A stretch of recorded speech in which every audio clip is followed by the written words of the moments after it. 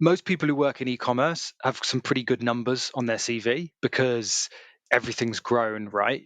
So particularly as you scale and your job becomes more and more actually about hiring and getting the right people in, you can do so much of that through building a kind of an audience and a network yourself. It's the e-commerce master plan podcast, here to help you solve your marketing problems and grow your e-commerce business. Cutting through the hype to bring you inspiration and advice from the e-commerce sector and beyond. Here's your host, Chloe Thomas. Hello and welcome. It's great to have you here. Thank you for hitting play and choosing to listen to one of our inspiring guests. In this episode, we're covering something of a different topic. I don't think we've ever done this before on the podcast. We are talking about recruitment.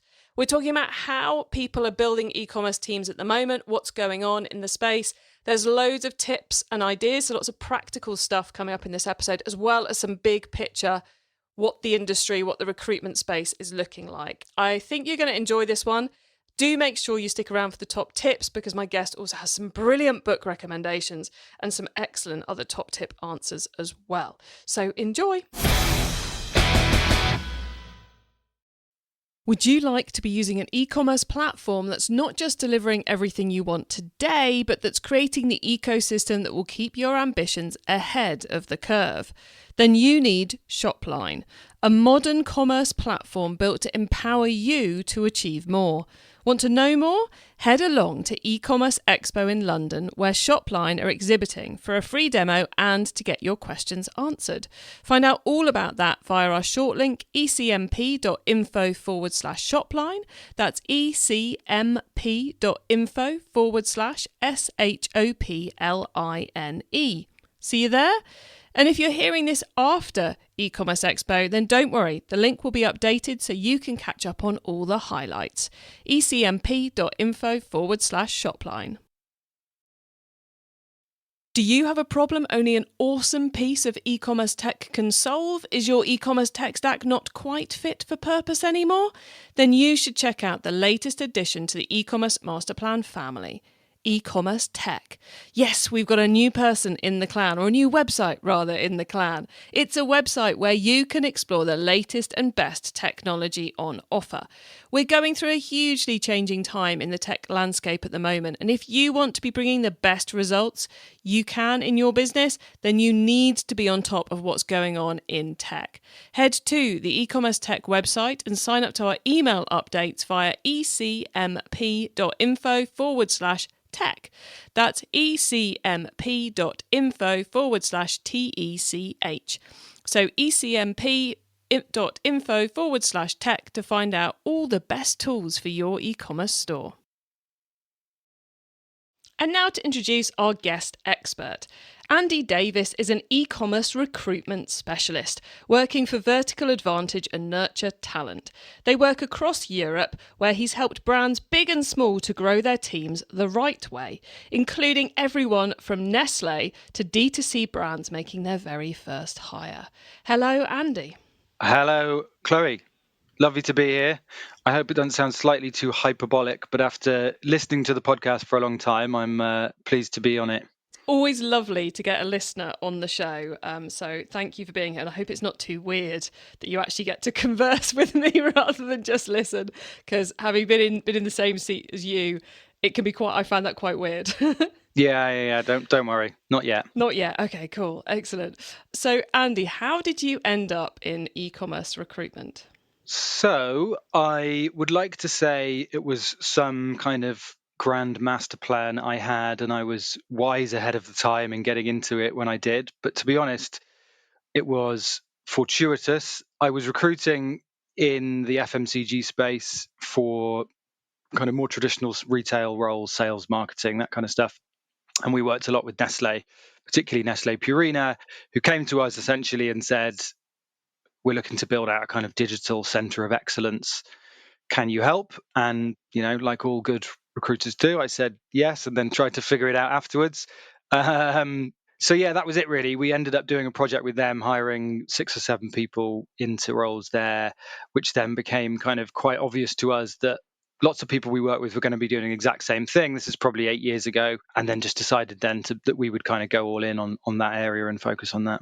So you did the perfect thing that we're always talking about in this show about actually listening to your own customers. Yeah, exactly that. And the other perfect thing of kind of found a life for say you can do it and then figure it out afterwards. Yeah, never say no. I'm terrible for saying no and then going 2 days later, oh, I could have done that. I've never quite mastered that one, I have to say. But yeah, it is, you've got to trust in yourself, haven't you? Actually, no, we definitely can do this. I'll say yes. And then if it is a no, I can go back to them later and go no rather than... Anyway, that's a whole theory we don't need to get into in this episode today. So you've been doing e-commerce recruitment for about 8 years now. It's just like everything else, it's changed a lot over the last few years. Dare we say the COVID word, the pandemic word, has changed that space massively. I've heard, as well as that, with the recession, it's looking quite quiet out there at the moment. So what's the landscape looking like in e-commerce recruitment at the moment? Yeah, it's an interesting one and not an easy one to answer, but also certainly not succinctly, but I'll try. But I think it is quiet, but it's quiet against the context of 2 years of phenomenal growth. So, that was never going to sustain. It was always going to drop to some sort of, level that is approaching a bit more of long-term normality. Now, I think we're probably slightly below that at the minute. I think there is a bit less going on, but I don't think it's as drastic maybe as people think. And I think when I talk to a lot of people, they come to us with slightly pessimistic views of what the market might be like, based a lot on the news this year around redundancies. Now, it's clearly had an impact, but it's impacted tech a lot more than e-commerce and consumer, which is where our expertise is. So, yeah, I don't think it's kind of as doom and gloom maybe as it might look like. That being said, undoubtedly, there's a lot of kind of common themes, which is salary stagnation after a couple of years of salary growth, and even in some cases, salary deflation, whatever the right way to phrase that is. But, we had 2 very good years and there's a lot less of that around at the minute. If I'm talking from a recruitment company perspective, a lot of companies who have some kind of brand name and attraction in the market, all of a sudden this year find it a lot easier to get people to come directly to them than they have over the past few years. So for us, actually, as an agency, the biggest shift we've seen is probably away from a lot of the brands we work with in the past who are well known, just don't really need us at the minute, to be totally honest. And we're probably doing work with actually some very interesting brands who are, growing, profitable, successful, but for whatever reason, slightly under the radar, slightly kind of in left field, random spaces. And so they're the ones that need us. I guess it's the obvious impact of having those couple of years of the land grab for e-commerce brain power. And it makes totally logical sense that shift would have happened with the recruitment agency side of things, but it's also just something that would never have occurred to me. But Andy, I want to ask you about something else to do with the COVID impact, which is, this is something you were chatting about to me before we hit record, which I figure we just have to share with the audience, which there's a bit of, I think you're saying it was a discrepancy in value versus cost of skill sets in the industry. You're going to explain it a lot better than that. So, because I was like, oh, this is something I'd really want to know about if I'm hiring a team right now. So, could you tell us a bit more about what this part of it is? Yeah, you repeating it back to me makes me realise that I need a catchier phrase.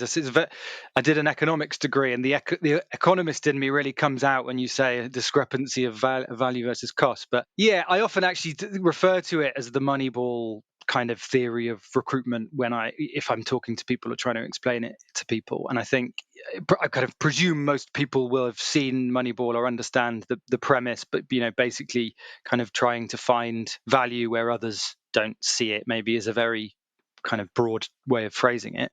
The one area where that really came to light for us over the past couple of years has been in the Amazon space, particularly. And I think it's relevant elsewhere, but I kind of use that as an example because it's a nice one.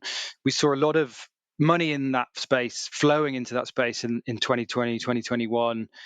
Amazon aggregators was a huge one, billions of pounds of funding into that space, but also other brands scaling on Amazon, agencies growing.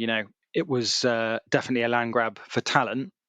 And I think you can find in that space, as you said, huge discrepancies in what you pay for what you get. The obvious area to look at here is, like, if you come from a big name brand, there's always a premium kind of price to pay. And I don't want to sound unfair to people from Amazon, but I think in the first 2 or 3 years that you work at Amazon, if you're trying to leave at that point, the compensation that they give people and the equity and all of the stuff that they get there means there's these hugely inflated salary expectations. And actually, you've probably, you're part of an incredible machine and there's a lot of great process around you, but you probably haven't really kind of learned the kind of at the coal face. Whereas the comparison I always make is there are people out there who've either, set up their own FBA business, done their own drop shipping stuff. They might have toyed with it, scaled to a couple of 100K, but don't feel like it's for them. But they've had to go through every single part of that process. They understand how to source a product, they understand supply chain, they understand, all of the kind of optimization, the flywheel, all of that stuff that you need to do. And I just think, or even if they haven't done it themselves, but they've come from some really obscure random brand that has managed to grow, a huge audience on Amazon, but you'd have never heard of them. They've just done a brilliant job, but they're probably undervalued in the market. And certainly in the last few years, you've seen, I would go as far to say some people on double the salary of others who probably, the person on the lower salary can outmaneuver them when it comes to their kind of operational skills. To make this something practical, a thing that the audience can kind of take into their heads and go, okay, great, if I take this mindset, I'll be there. It's kind of like in the Moneyball film, and I haven't watched it in a while, so tell me if I get this one wrong, Andy, but essentially there's these players that everyone thinks are amazing, but if you actually look at the stats, there's other players that people ignore who are better at delivering the results for the end of the season. So if you, as a retailer, don't get wowed by the big brand names on someone's CV, actually really understand what you want, create a recruitment process that actually tests that they know what they're doing, not just can talk a good game, as it were, mincing with the metaphor there. Is that what we've got to try and do, is stick to what can this person actually do? And if we look beyond big names, then we're more likely to get value for money in the people we're hiring. Yes. Yeah, without wanting to completely say that anyone who works for a big name, brand is overpriced. I'm sure there'll be a lot of people I know who'll be listening to this and calling me to complain. Me too. But yeah, I do think so. And I am probably talking more about kind of earlier stage or scale up brands trying to compete. And exactly as you say, I think it's applicable on the individual level, but it's also, again, if we go back to Moneyball, it's about, how do you build a team without the budget that others have, but the component parts of that team can deliver or out-deliver the star names. And I think it's that truly understanding, as you say, how to build the process to look for that, but actually objectively, what are the core things that we need, and then trying to remove any other kind of bias that you might have around, well, there's an element of security because I know this person's worked for X brand who scaled this well, and they've got this name.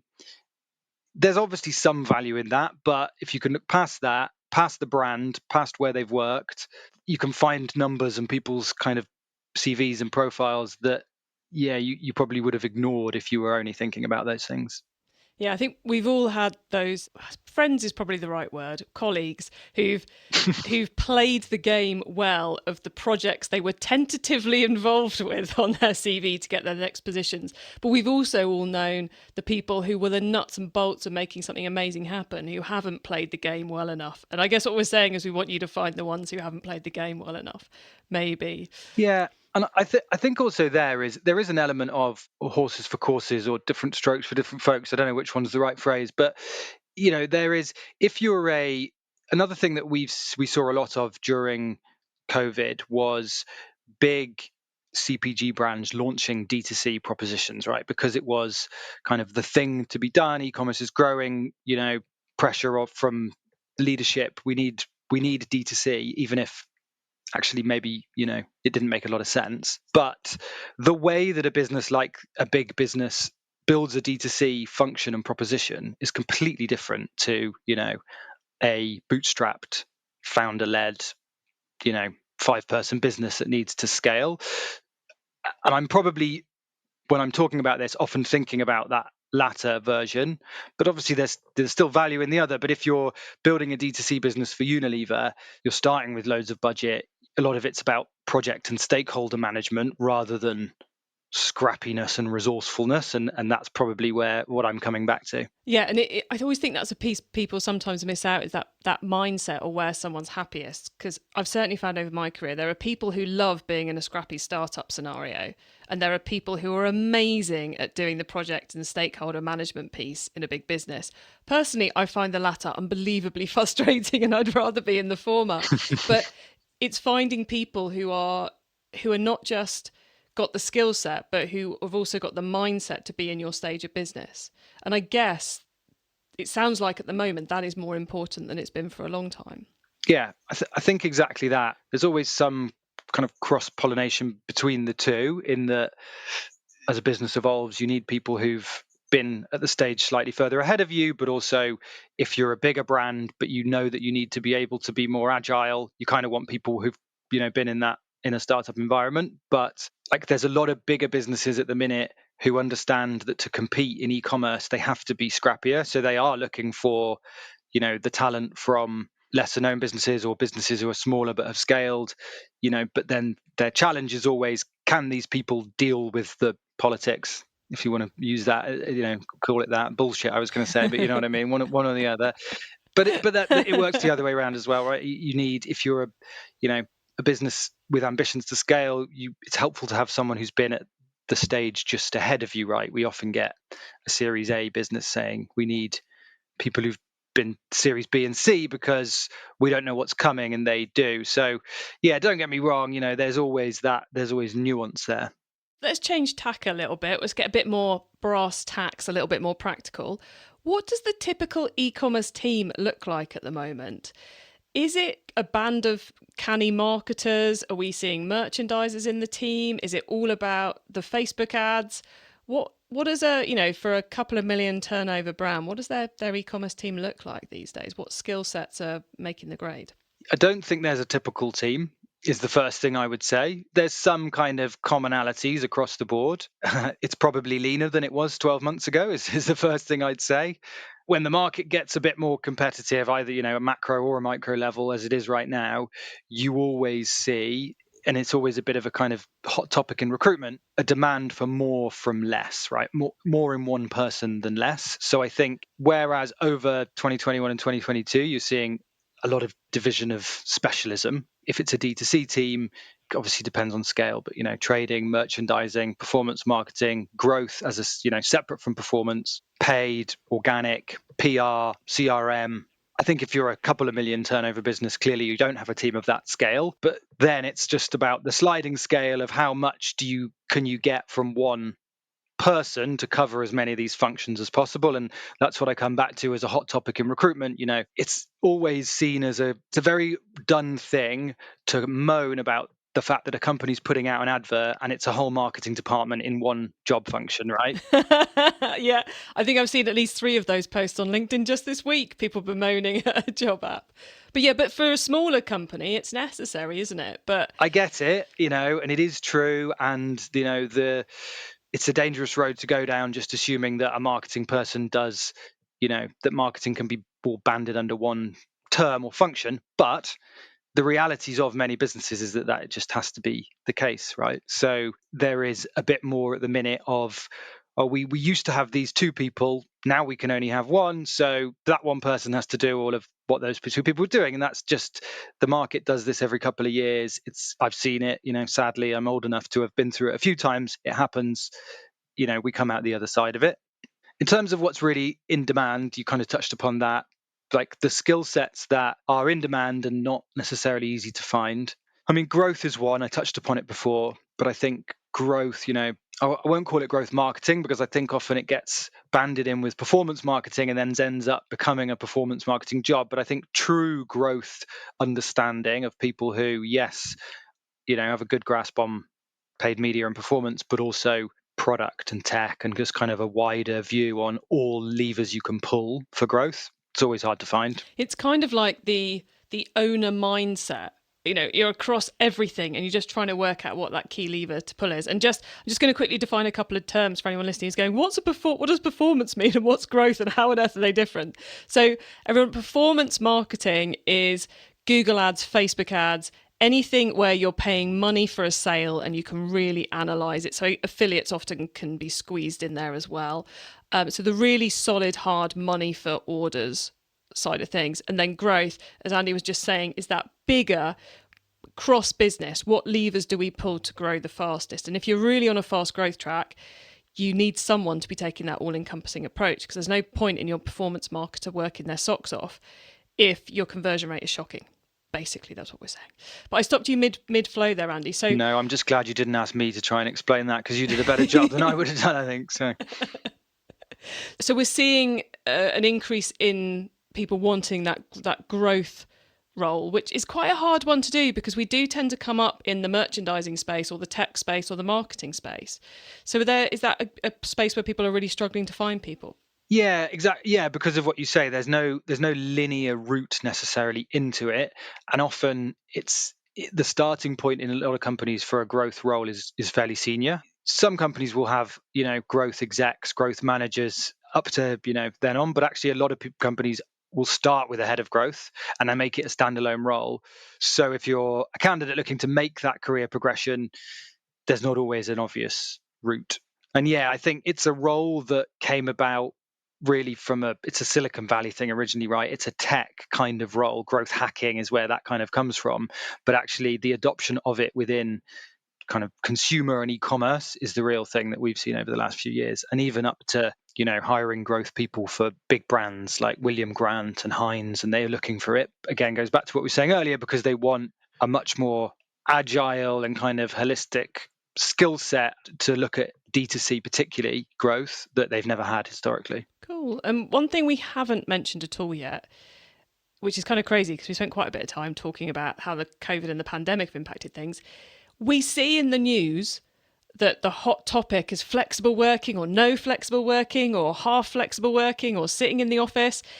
Are we seeing the move to flexible continue in the e-commerce space, or is it moving back to bums on seats in the office? Yeah, I think it is a bit of the latter, to be honest. And actually, we published a report on flexible working earlier this year, a few months ago.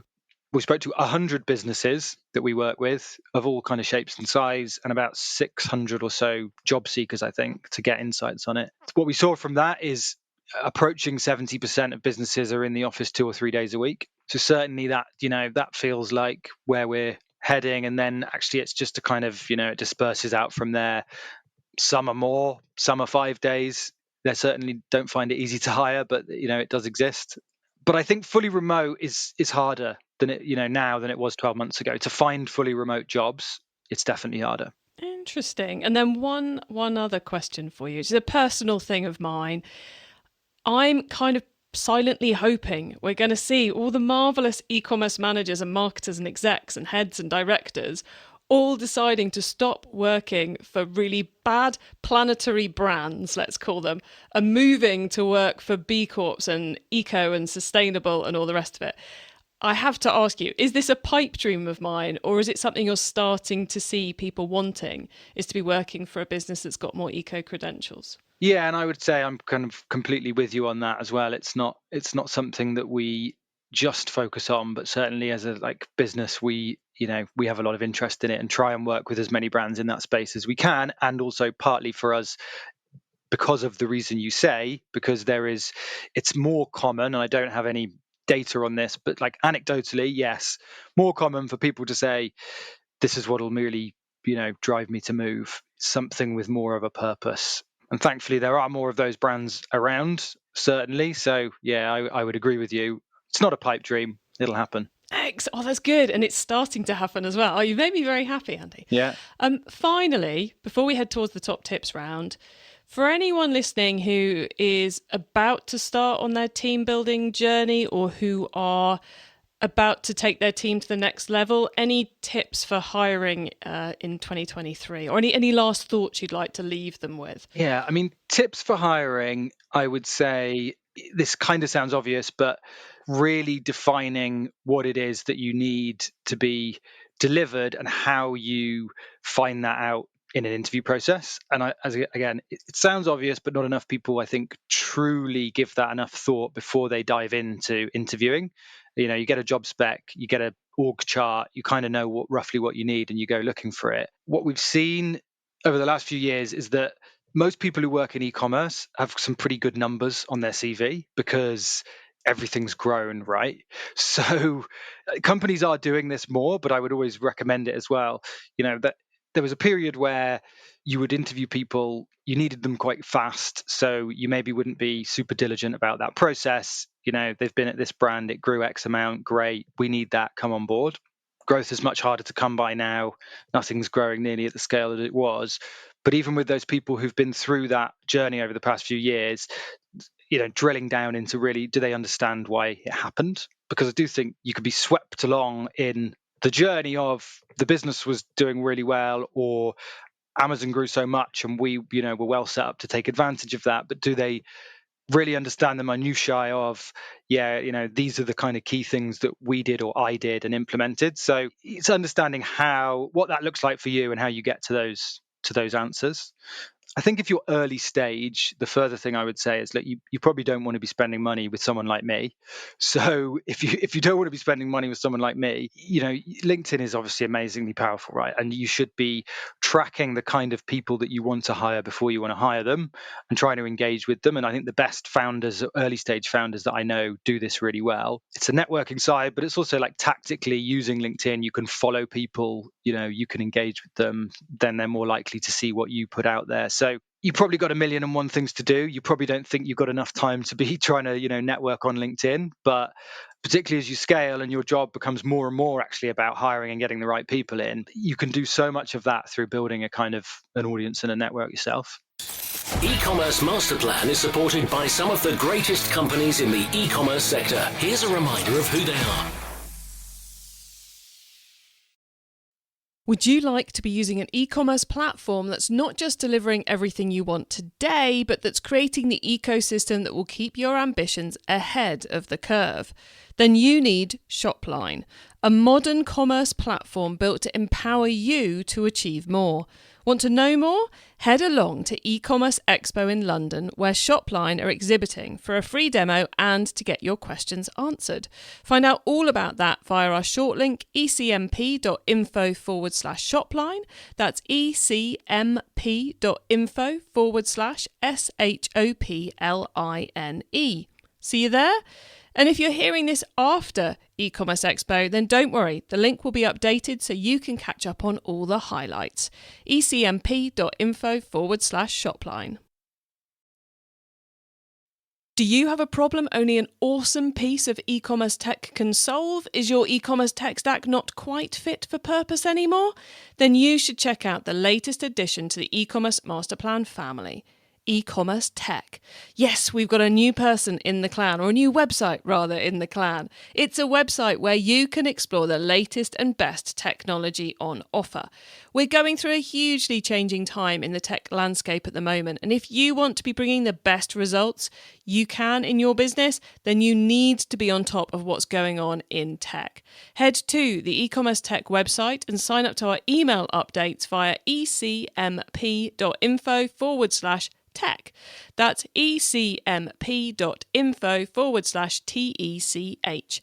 So ecmp.info/tech to find out all the best tools for your e-commerce store. It's time for the top tips round. Okay, I love this section because it gives me and our listeners some really quick ideas for taking our business to the next level, just like that awesome LinkedIn tip you gave our early stage listeners.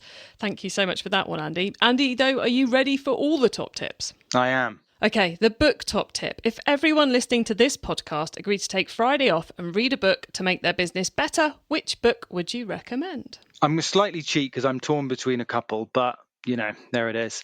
In terms of like pure business books that I've read or tried to read and, put down, I'll be honest, I never think there's anything there that I'm like, oh, that's a go-to at a more kind of tactical level. And I think for me, the kind of further into my career I've got, the more I'm interested in the kind of how you do business and the kind of, call it values or mission or just the way you want to work and being more comfortable in that. So for me, without waffling more, Let My People Go Surfing is always a good one. I'm sure a lot of people would have read it from, I never remember how to really know how to pronounce his name, but Patagonia founder. There's some good business lessons in there, but more broadly about how to stick to, your principles throughout every decision you make, no matter how big or small. The other one actually that I've started reading recently, so maybe I shouldn't because I haven't finished it yet, but a similar kind of thing, is a book called How to Live by Derek Sivers, which was recommended to me and is 27 differing philosophies on how to approach how you live, which are all kind of contradictory, but it kind of concludes in, I haven't read the end yet. I don't know how it concludes. And again, I just think those things to me are more interesting. The principles of how you want to do business rather than the kind of tactical bits. Oh, love that. I haven't come across How to Live, but that does sound like a quick philosophy degree in a very short space of time. It very much is. Yeah, it is short and sweet. And I love a hot off the press recommendation as well. Okay, traffic top tip. Which marketing method do you either prize above all others or think doesn't get the press it deserves? Obviously I can only really speak from my experience, which may not be as relevant to a lot of founders of e-commerce businesses as us, but for us, it's word of mouth. Word of mouth in our world is key, and kind of social proof, all of that stuff, right? We looked at it the other day, and for the first 6 months of this year, almost 50% of our business had come from referrals and network. For us, it's word of mouth, but what I'll add to that is it's actually having a strategy behind how you get word of mouth to be a thing, right? Because it's easy to assume that people will be an evangelist. People have had a good experience with you and they'll tell someone else, lo and behold, that doesn't actually happen. So word of mouth, but with a clear plan about how you encourage people to do that. Nice. I like that. Yeah, it's so easy to go, yeah, we've got great word of mouth, but are you influencing what people say about you when they talk about you? It's a key area. I like that extra tip. Okay, the tool top tip. Maybe a collaboration tool, a social media plugin, a phone app, or just a way of working.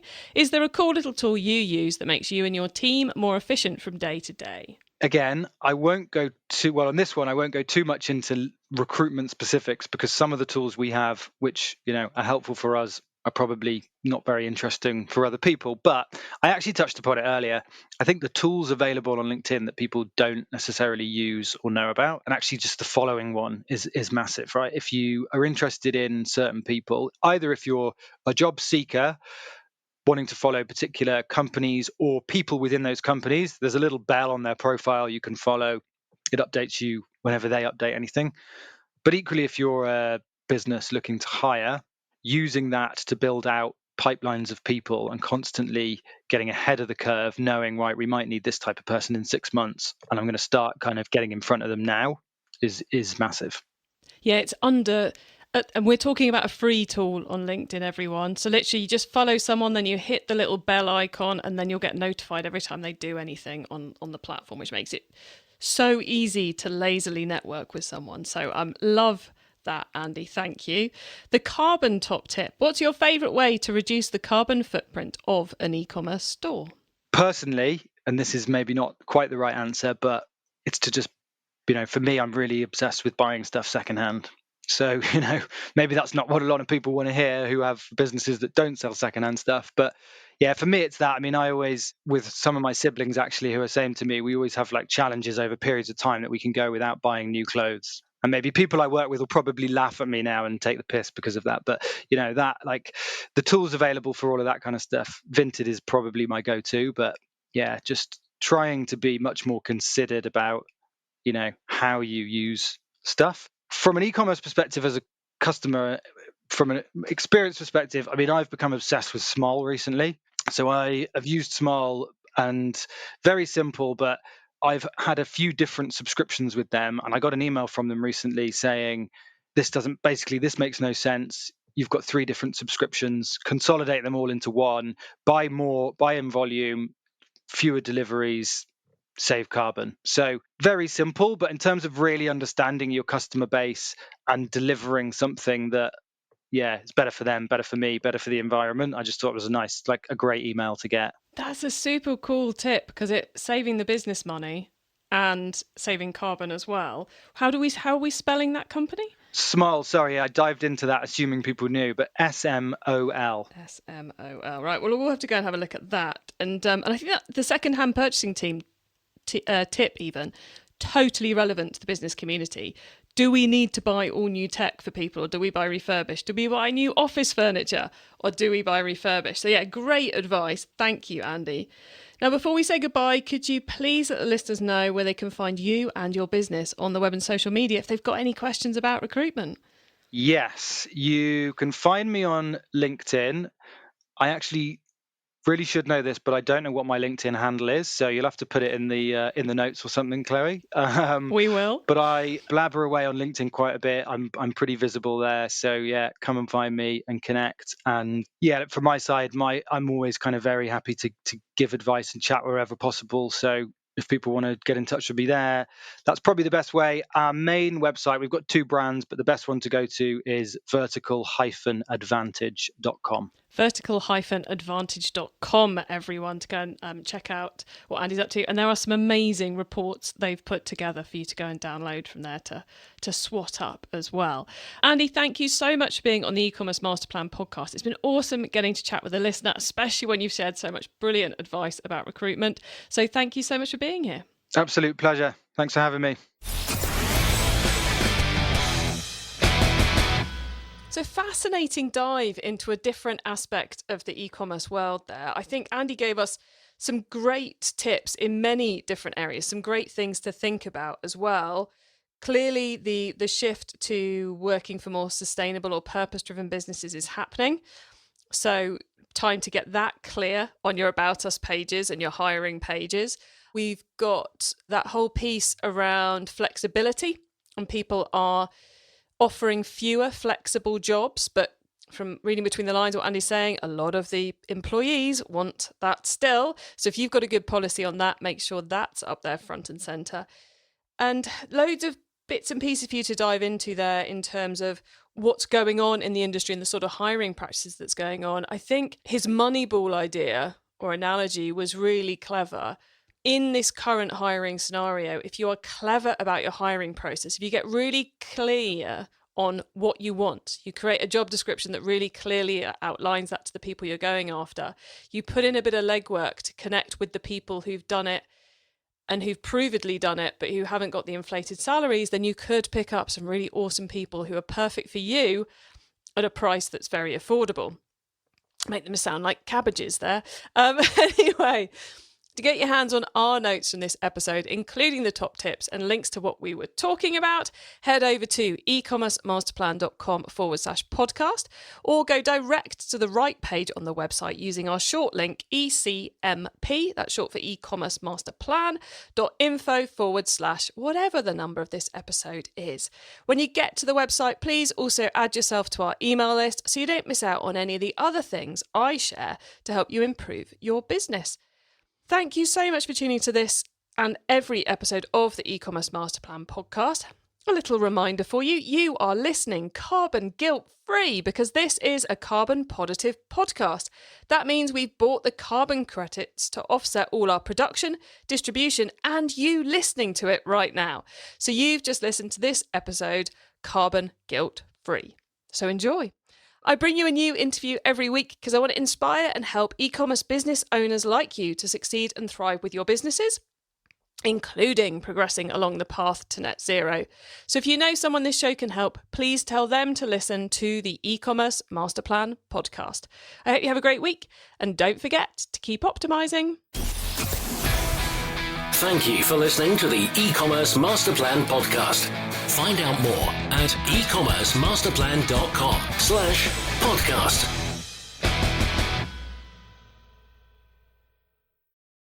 Do you have a problem only an awesome piece of e-commerce tech can solve? Is your e-commerce tech stack not quite fit for purpose anymore?